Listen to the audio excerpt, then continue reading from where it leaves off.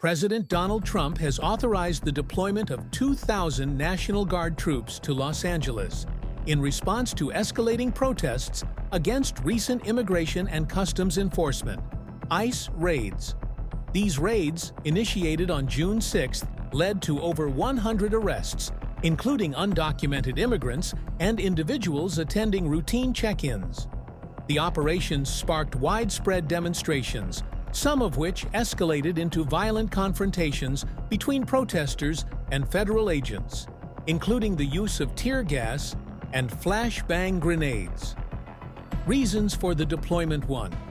Federal government's perspective. The Trump administration views the protests as a threat to public order and national security. Homeland Security Secretary Pete Hegseth and other officials labeled the protests as an insurrection, with Deputy FBI Director Dan Bongino emphasizing that the right to assemble does not extend to obstructing lawful immigration operations. President Trump criticized local leaders, accusing them of incompetence and stating that the federal government would intervene to restore order if state officials failed to act effectively. Second, local leaders' opposition.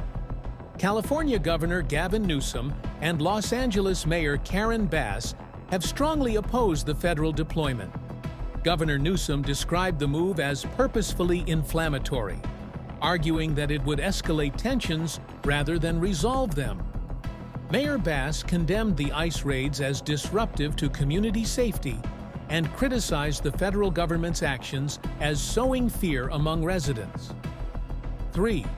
Legal and political implications. The federal government's decision to assume control of the California National Guard is highly unusual and has raised legal questions about the limits of federal authority over state-controlled forces. This intervention has deepened political polarization, with supporters of the administration's immigration policies applauding the move, while critics argue it undermines local governance and civil liberties.